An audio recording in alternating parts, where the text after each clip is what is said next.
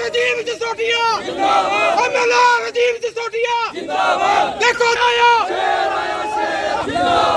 MLA Rajiv Jasrotia MLA देखो देखो कौन राजीव जसरोटिया साहब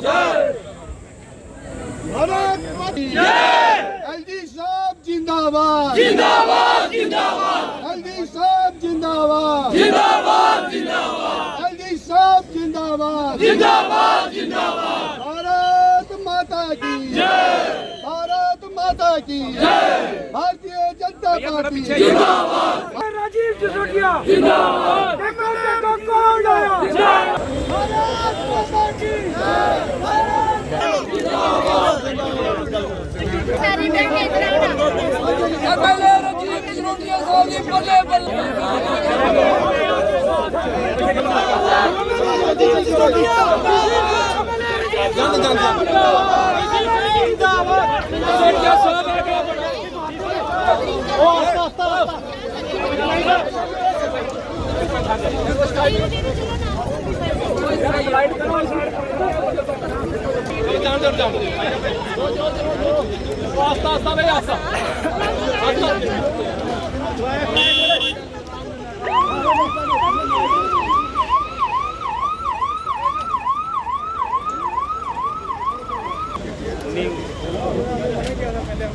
देखो कई मूल निवासी कर्मभूमि भी कठुआ और जन्मभूमि भी जिला कठुआ माननीय राजीव जसरोटिया जी मंच पर आए और अपने विचार रखें 2 मिनट के लिए प्लीज सर।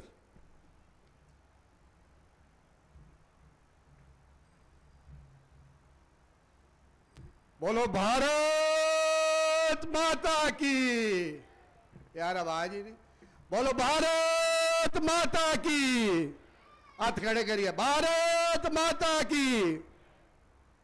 मंच पर ऑफिशियली इस तरीके से पहली बार इस जिला में आना हुआ।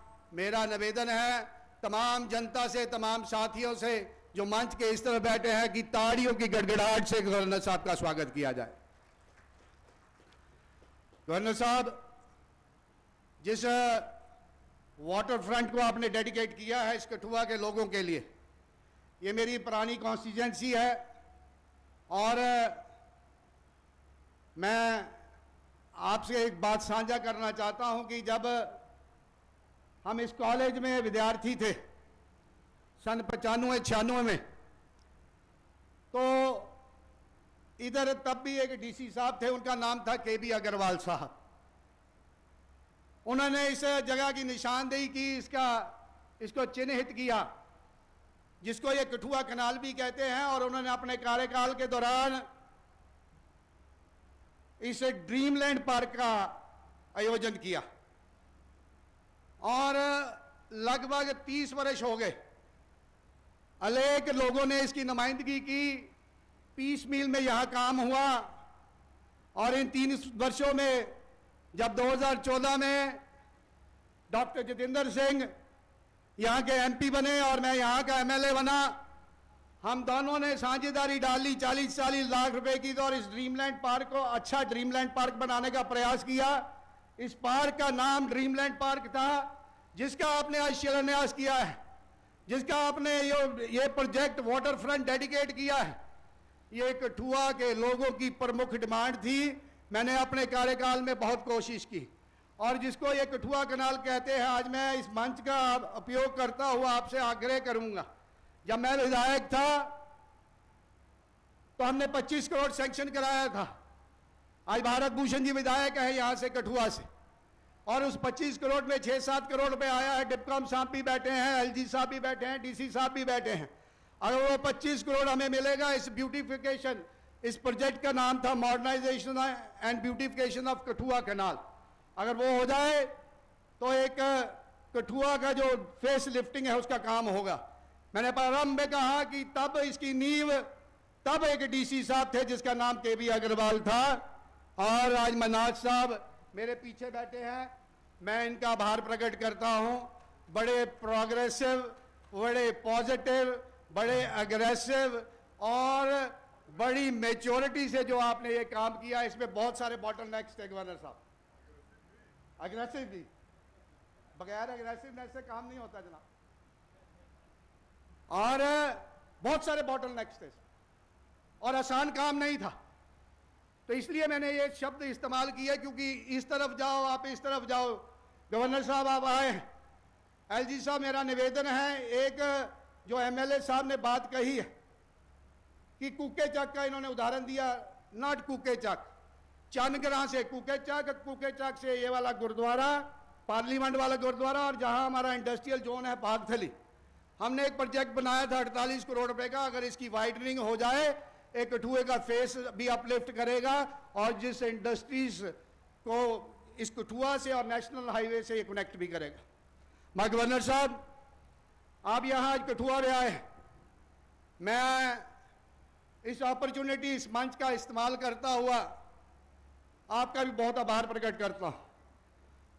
आभार इसलिए कि जिस कार्य के, जिस जिम्मेवारी से आपको ये पद सौंपा गया और जो मैंडेट लेके आप आए कि इस रियासत में पीस हो, प्रोग्रेस हो, प्रॉस्पेरिटी हो, मैं आज इस मंच के जरिए इस कठुआ की धरती से, कठुआ के लोगों की तरफ से, जम्मू कश्मीर यूटी के लोगों की तरफ से और पूरे देश की लोगों की तरफ से आपका बहुत आभार प्रकट करता हूं कि जिस लक्ष्य को लेके आए और जिस तरीके से आपने इन 5 वर्षों में जो काम किया है, जो इंफ्रास्ट्रक्चर डेवलप किया है, जो प्रोग्रेस, जो विकास के कार्य आपने आईआईटी, आईआईएम्स, एम्स के रूप में किए, वो वाकई सराहनीय है।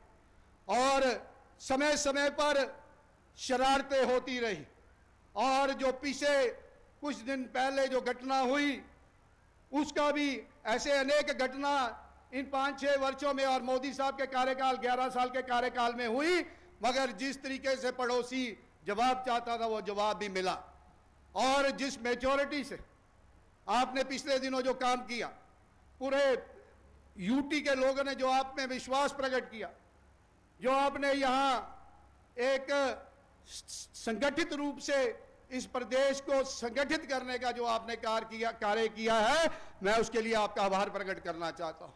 मेरे मित्र कई बार पूछते हैं क्या हुआ, आप जो मैंडेट लेके आए, आपने जो परिवर्तन लाया, हम बड़े देर से एक लक्ष्य लेके चल रहे थे, 1 नेशन 1 फ्लैग, वो कार्य आपके कार्यकाल में पूरा हुआ।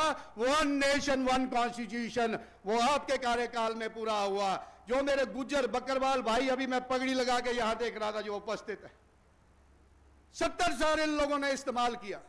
अगर आपको किसी ने पॉलिटिकल रिजर्वेशन दी तो आदरणीय मोदी साहब के कार्यकाल में हुआ, आदरणीय एलजी मनोज सिन्हा साहब के कार्यकाल में हुआ।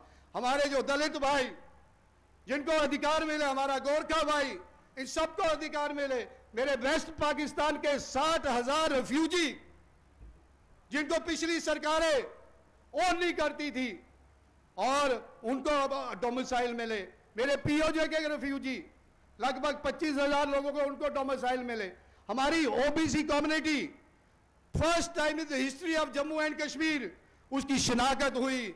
हिंदू हो, मुस्लिम हो, ओबीसी कम्युनिटी की पहली बार शिनाख्त हुई। ऐसे अनेक काम किए हैं। सोशली, इकोनॉमिकली जो बैकवर्ड क्लासेस थी उनकी आइडेंटिफिकेशन हुई।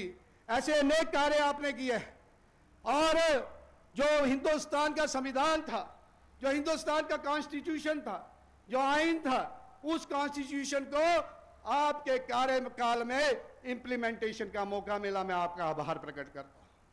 बहुत सारे आपके कार्यकाल में काम हुए हैं। आपने 890 जो सेंट्रल प्रोविजंस थे यहां लाने का प्रयास किया। मेरी जो बहनें, जम्मू कश्मीर की बहनें जो हिंदू हो, मुस्लिम हो, सिख हो या किसी भी जात बरादरी से वो वास्ता रखते हो, अगर वो ब्याह जाती थी उनके अधिकार खत्म हो जाते थे। उनको अधिकार देने का भी कार्य आपके कार्यकाल में हुआ। बहुत सारे काम हुए हैं।